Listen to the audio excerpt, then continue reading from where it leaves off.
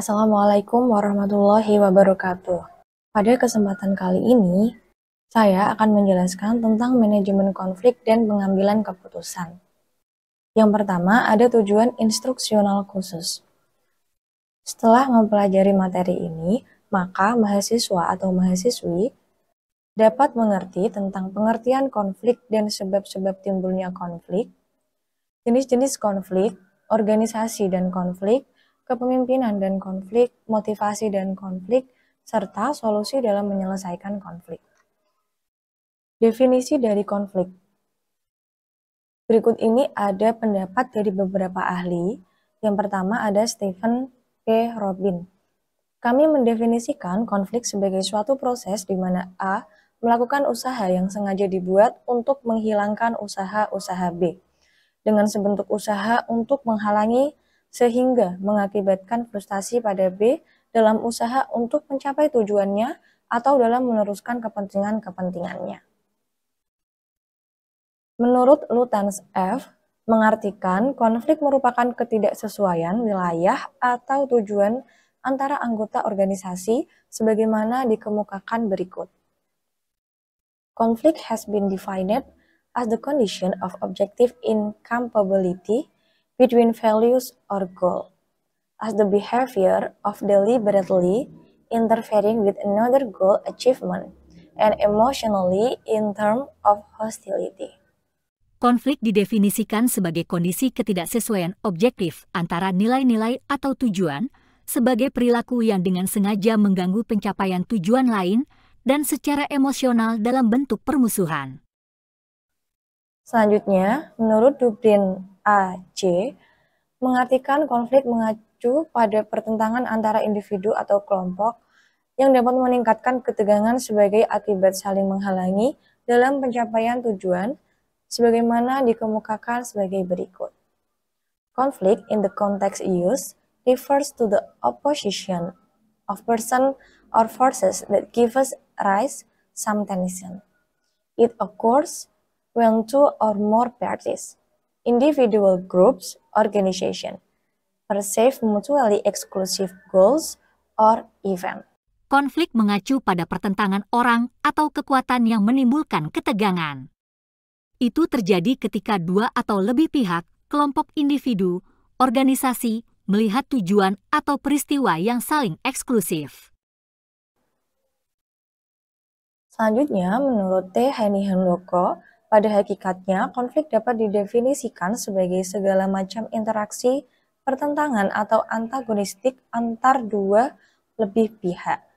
Lebih jauh, beliau mengatakan bahwa konflik organisasi adalah ketidaksesuaian antara dua pihak atau lebih anggota-anggota atau kelompok organisasi yang timbul karena adanya kenyataan bahwa mereka harus membagi sumber daya yang terbatas atau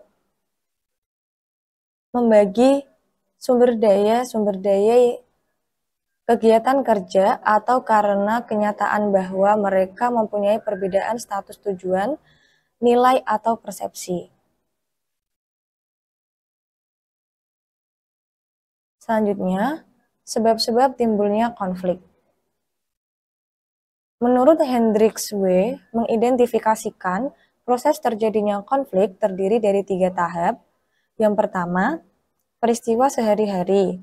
Yang kedua, adanya tantangan. Dan yang terakhir, timbulnya pertentangan. Sebab timbulnya konflik selanjutnya yaitu adanya perebutan tenaga ahli yang profesional. Suatu organisasi ingin memiliki tenaga kerja yang handal dan berkualitas. Salah satunya dapat dilakukan dengan cara mengambil atau menarik SDM yang berasal dari organisasi atau perusahaan lain. Selanjutnya, sebab timbulnya konflik yaitu keinginan pihak top manajemen yang selalu ambisius dan juga mengandung maksud tertentu. Dalam teori ini disebut agensi teori, yang merupakan teori yang membahas konflik antara pihak manajemen dan komisaris, yang mana pihak manajemen disebut sebagai agent atau pelaksana dan komisaris adalah prinsipal.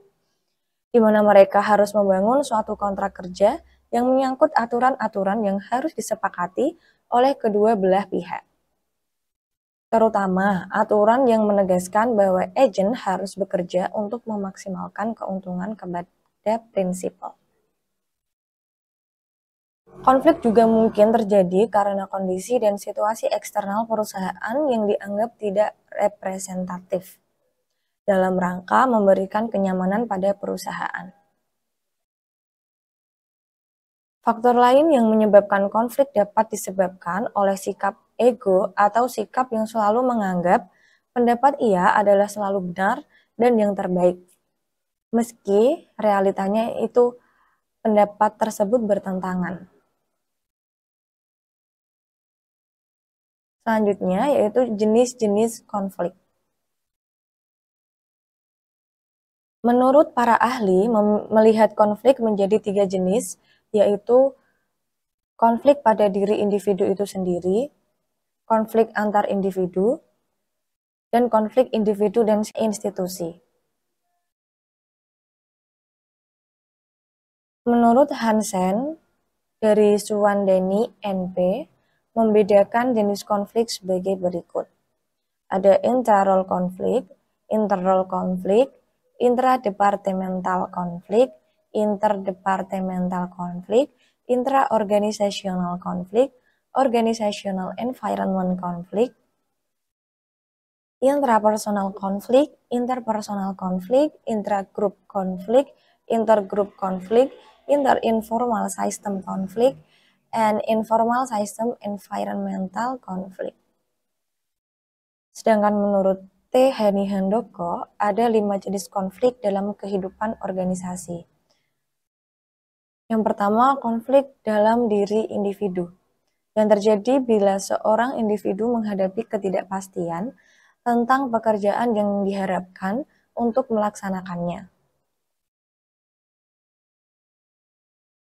Selanjutnya, konflik antar individu dalam organisasi yang sama, di mana hal ini sering diakibatkan oleh perbedaan-perbedaan kepribadian.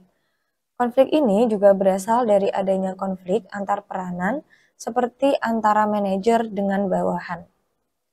Selanjutnya, ada konflik antara individu dengan kelompok, yang berhubungan dengan cara individu menanggapi tekanan untuk keseragaman yang dipaksakan oleh kelompok kerja mereka. Contohnya, seorang individu mungkin dihukum atau diasingkan oleh kelompok kerjanya karena melanggar norma-norma kelompok. Selanjutnya ada konflik antar kelompok dalam organisasi yang sama. Hal ini terjadi karena pertentangan antar kelompok. Selanjutnya ada konflik antar organisasi. Konflik ini timbul sebagai akibat bentuk persaingan ekonomi dan sistem perekonomian suatu negara. Konflik ini telah mengarahkan timbulnya pengembangan produk baru, teknologi, dan jasa, harga-harga lebih rendah, dan penggunaan sumber daya yang lebih efisien. Selanjutnya ada budaya organisasi, kepemimpinan, dan konflik. Berikut ini ada tabel pandangan lama dan baru tentang konflik.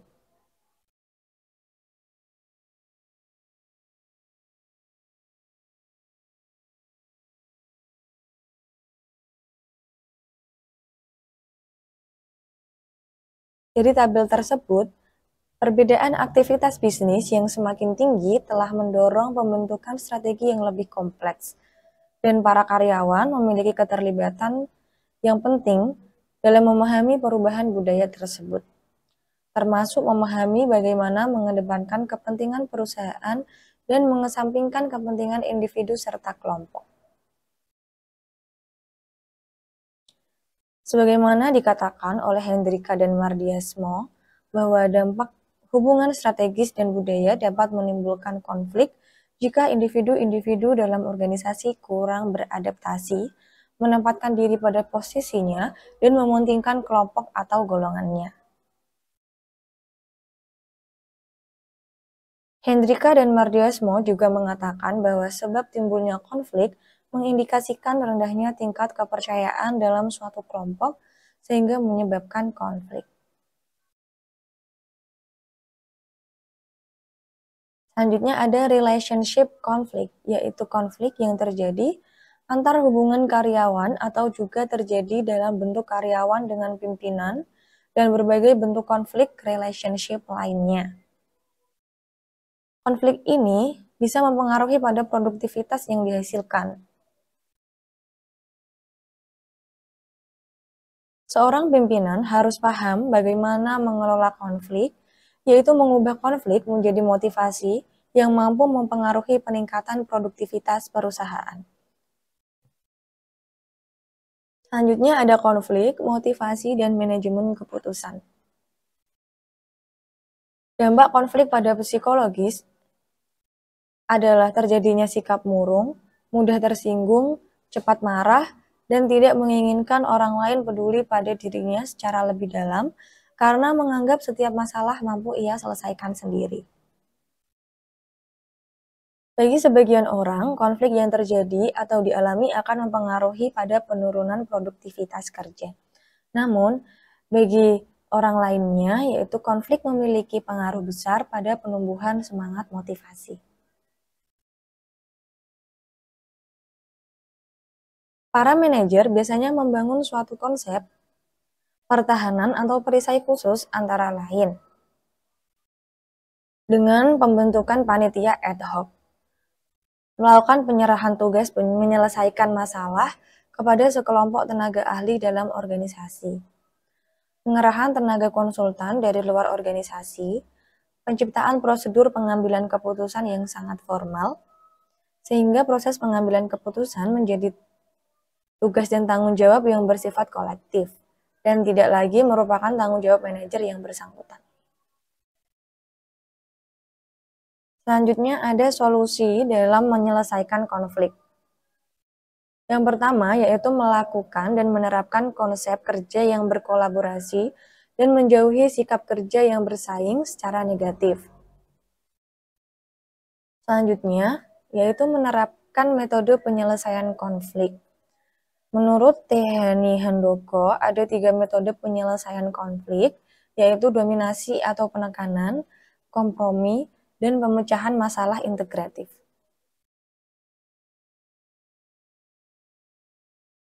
Selanjutnya, solusi dalam menyelesaikan konflik yaitu menerapkan konsep adaptasi terhadap perusahaan tersebut berada.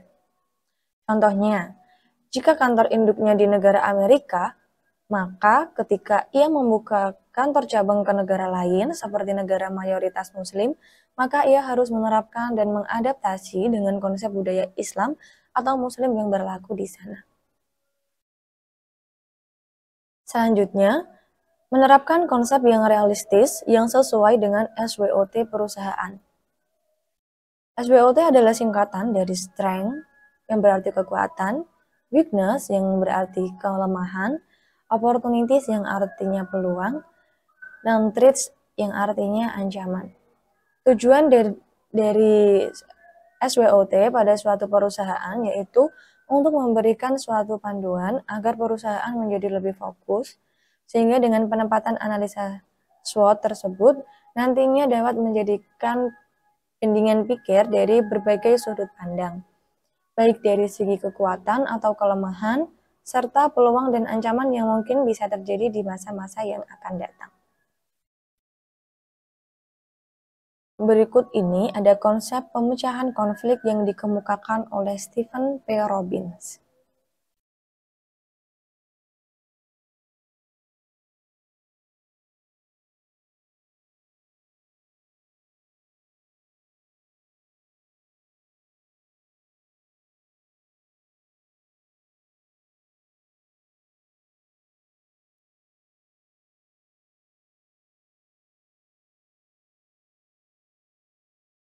Berikut ini merupakan soal latihan dari materi yang telah dijelaskan. Yang pertama, jelaskan pengertian manajemen konflik dan berikan contohnya. Yang kedua, apakah lambatnya proses pengambilan keputusan disebabkan karena salah satunya ada konflik yang terjadi? Jelaskan jika Anda setuju atau tidak setuju, serta Anda setuju berikan bentuk contohnya. Yang ketiga, apakah menurut Anda konflik berhubungan dengan motivasi? Jika ada, seperti apa bentuknya? Yang keempat, sejauh mana peran pimpinan dalam mempengaruhi terjadinya konflik? Jelaskan dan berikan contohnya. Yang kelima, bedakan pandangan dalam melihat konflik baik secara tradisional dan modern, berikan contohnya. Yang keenam, jelaskan bagaimana bentuk hubungan antar konflik dan motivasi, kemudian apakah konflik selalu dianggap sebagai bagian yang merusak suatu organisasi atau sebaliknya. Berikan penjelasan Anda beserta dengan contohnya. Yang ketujuh, jelaskan bagaimana seorang pimpinan melihat konflik. Berikan penjelasan itu dalam perspektif manajemen pengambilan keputusan. Sekian dari saya. Wassalamualaikum warahmatullahi wabarakatuh.